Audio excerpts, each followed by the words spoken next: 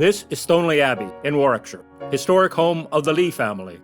Jane Austen came here in 1806 for an unexpected 9-day visit with her wealthy relatives. She was so impressed, she found inspiration for at least 4 of her novels. Here's a guided tour. Welcome to Stoneleigh Abbey. My name is Paul. I'll be taking around the Abbey and explaining 1,000 years worth of history, and we'll begin from the beginning, 1154, when this land was grant given by King Henry II to a load of wandering monks. These monks were originally from Cannock Chase in Staffordshire, and they were Cistercian monks. They started to build themselves an abbey straight away out of wood, because this was part of what was known as the Forest of Arden.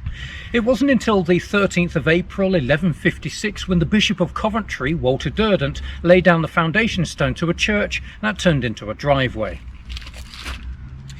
Now, to give you an idea of how big this church was, this gate is the back door of that church. So imagine an archway here and 2 huge wooden doors that you would open up into your gardens.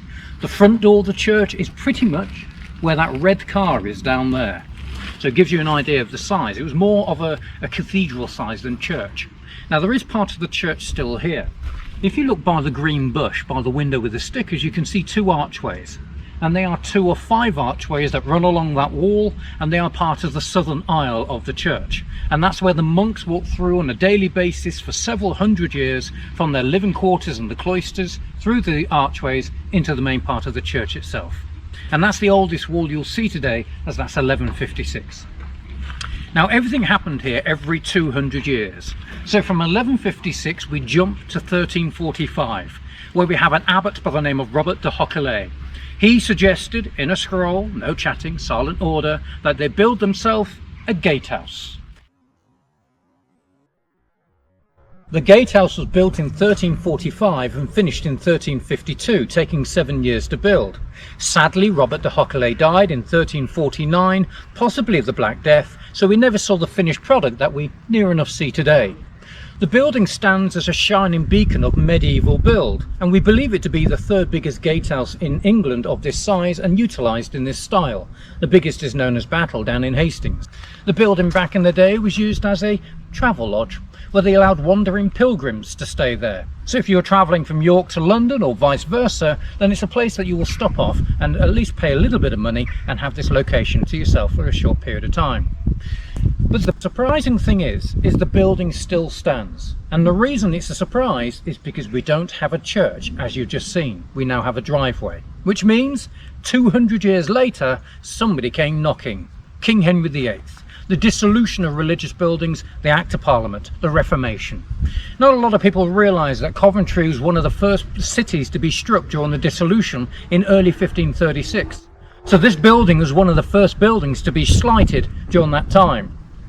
What a lot of people also don't realise is that when they sent the armies out originally by Henry VIII, there weren't these huge armies that you see in the movies coming over the hill, brow of a hill. There were small clumps of armies, so 60 to 80 men here, 80 to 100 men there. And they're striking all of these abbeys, nunneries and churches as they make their way to the city, where they showcase their power as one full army. So this location here probably had between 60 to 100 men to strike this building, and the abbey itself was moderately sized. The church, though, was fairly sizable, which they probably didn't expect. So when they struck the church down itself, it would have probably taken 4, maybe 5 days, and they're only given 10 days, really allotted time, to strike buildings like this, so they all meet at the same time in the city of Coventry. So this building was now left as a ruinous building by Henry VIII to his brother-in-law, the Duke of Suffolk, Charles Brandon.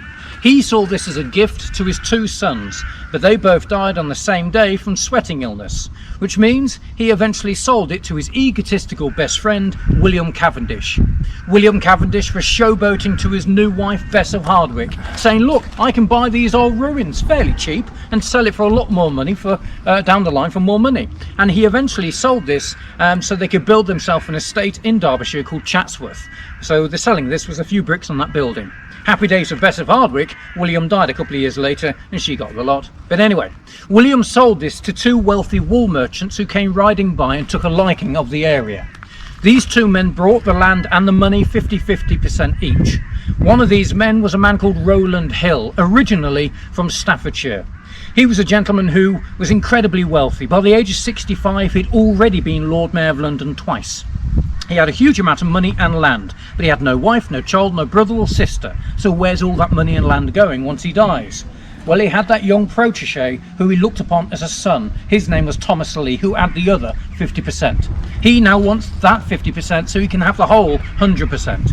But he didn't realise that that money and land that he thought he was about to get went straight to Rowland Hill's favourite niece, Alice Barker, the one that Thomas Leigh didn't even know existed. Now he did, so he married her. And by marrying Alice Barker, he then got the full 100%. He was 30, she was 12.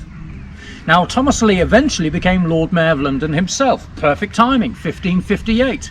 Mary Tudor died, Queen Elizabeth I went upon the throne. He did such a good job of the coronation that she gave him a huge amount of money and a knighthood. Using this money, he retired as Lord Mayor and built himself the biggest Elizabethan sandstone mansion in the whole of Warwickshire at that time, on top of the ruins of a Cistercian abbey in 1561, starting off the dynasty of the Leigh family for the next 430 years. 1704, Edward III, Baron Leigh. He's your normal aristocracy man. He wants to do what they all do, and that's go on a grand tour of Europe for 2 to 3 years. He went for 5. He came back in 1709 when he realised his miserable father, Thomas II, Baron Leigh, was not well.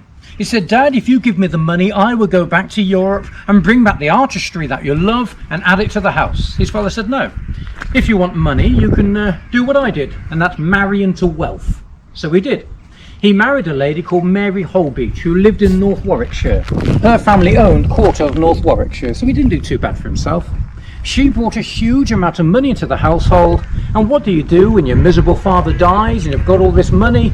You build yourself a small extension.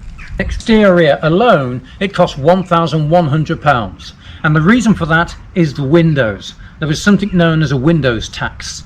If you had more than 6 windows to your building, every other window after that was paid full price with an extra tax on top. If you couldn't afford your windows tax, they bricked those windows in, and they call that daylight robbery. £3,500 later, and in 1726, the building was finished. Jane Austen did mention how many windows were up front, saying that there seemed to be too many. 47 is what she saw, and I think she's about right with 47. Reverend Thomas Leigh didn't come here alone. He brought his cousins with him from Bath. They just lost their own home and they'd gone from poorhouse to poorhouse to poorhouse, but turned up at Addlestrop at the moment that Reverend Thomas Leigh was leaving. He literally said to them, "Drop everything, get in, where you going? I tell them the way." And they went. And that was Jane Austen and the Austen family. They turned up here by chance, had no idea where they were turning up, and when Jane Austen saw this building, she was giddy with excitement. This is why this building is Southerton Court from Mansfield Park. This is why we have Anne Wentworth, the real lady, as one of the characters from Jane Austen, her book Persuasion. In this house, we have the Wentworths, the Woodhouses, the Willoughbys, the Watsons and the Southwells. That's 5 families, 4 novels in 9 days. The connection is that Jane Austen's mum was born Cassandra Leigh and married George Austen.